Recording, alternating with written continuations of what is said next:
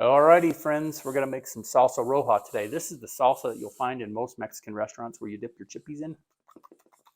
And I found a good recipe, and I made it a couple times. I've made it with Roma tomatoes and just regular tomatoes. I find that the Roma tomatoes are much tastier, but that's a preference thing.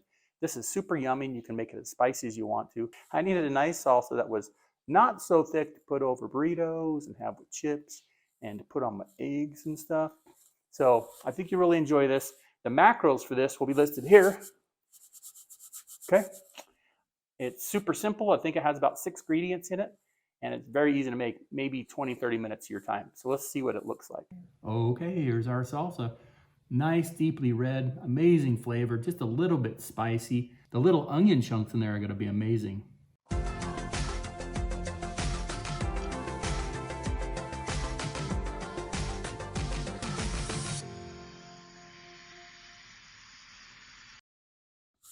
Now look, you got to make this super tasty to make your Mexican or your Hispanic ancestors super happy, so don't screw this up.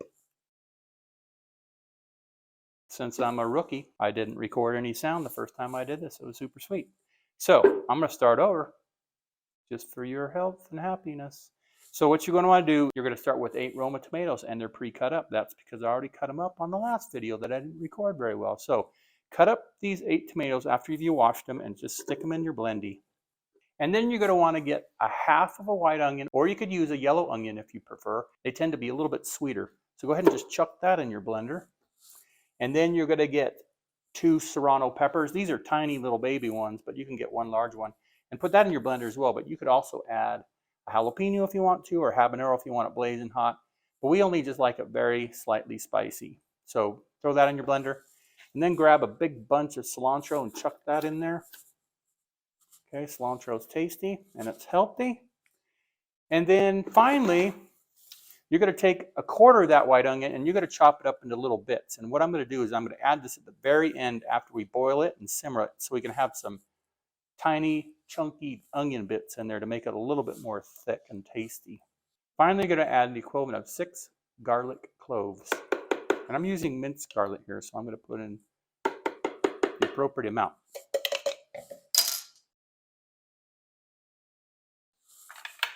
Okay, after you've got all your ingredients in your blender, go ahead and put the top on. And then I'm going to blend this to a fairly thin consistency. You don't want it too chunky. You can if you want to, but I'm going for thinness. So I'm going to blend this puppy up really thin. Okay, after you blended that, you can see it's super liquidy. Delicious. But it has like a funny color. You can see that it has almost this foamy, reddy color, but after it cooks down, after it cooks down, it gets nice and red and tasty. And it smells super delicious. So we're going to put this in a pot, and we're going to get it boiling. We're going to boil it for 10 minutes. And then I'm going to turn it down and just let it simmer for 30 minutes. And then after that, you're going to salt it to taste.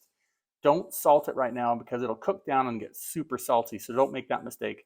So let's get it boiling, simmer it, salt it, taste it, have a magic day. Okay, pour it in your pot. Get it turned up to a nice medium heat. We'll get that boiling. Make sure you stir it often, or it's going to burn. Okay, so it's been boiling for 10 minutes. So what I'm going to do next is I'm going to turn this down to a low to high simmer, and I'm going to put a lid on it, just kind of offset the lid. And I'm going to let this simmer for about 30 minutes. And I think maybe the last 5 minutes, I'm going to put in those diced onions to get them soft a little bit, but keep them somewhat crunchy. And at that point, we're going to go ahead and add the salt. Okay, so this has been simmering for about 25 minutes. It's cooked down quite a bit, you can see. At this point, go ahead and add your onions. Stir them up a little bit and let this simmer for another 5 minutes. And then we're going to go ahead and add the salt. Okay, so this has been simmering for about 30 minutes. You can see that those onions are still a little chunky there, which is what I was after. They'll get a little cooked down, but not heavily. So the next thing you're going to do is get yourself some nice salt. And I'm using kosher salt to make our Hebrew ancestors happy. And I'm just going to pour some in there. There's not a right amount for this. You're going to have to use your ancestors' feeling to make this salty enough. So I poured a little in there, mix this up, give it a couple minutes to dissolve, and then give it a taste and decide whether or not you need to add more. But go slowly with this, because otherwise you're going to salt the snot out of this and it's going to be garbage. So give this a mix. We'll give it a few minutes and taste it. Now the other thing to note is when you eat this salsa for the first time when it's hot, it's really going to probably be pretty toasty in your mouth, not only by heat, but also spice. After it cools down, that spiciness tends to decrease somewhat. But what we're after at this point is salt. So added just a little bit more than what I sprinkled on there. It really probably is about a tablespoon of salt, but just go super slow and take your time to make this as salty as you and your family and or friends would like. Just don't get crazy with this. The last thing you can do if you want, you can put a little squeeze of lime in there. There's any lime in this coconut. Give it a little squeeze. Mix it in really good.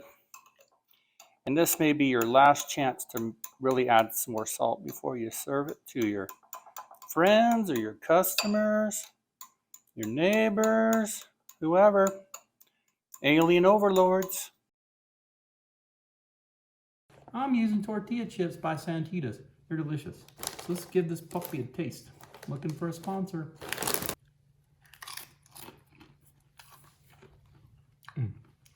Having braces suck. Very good. Super dippy. Nice and thin like you'd get at a restaurant. But this is super good. It's super easy to make. Make it. You'll love it. Bye.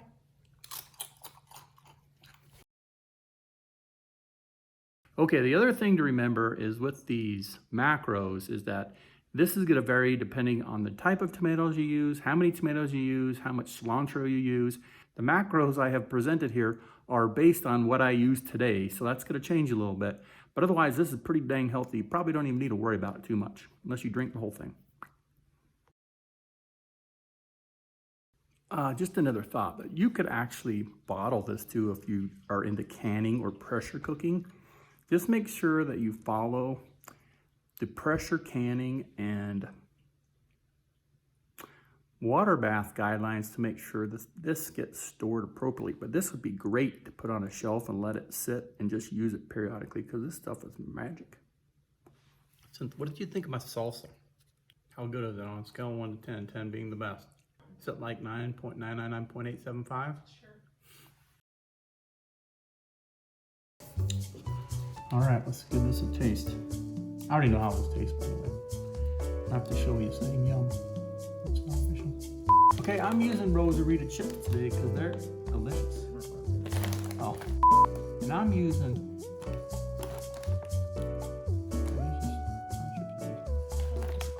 I'm just using. No, those other corn chips are yellow, aren't they? The little onion. Okay, just make sure you stir it. Make your Mexican ancestors happy. Oh, that's my other favorite woman on the earth besides Cholula. Look at this Santitas lady. She's smiling all the time. She never talks back. She's just pleasant. She's delicious. Right on the set.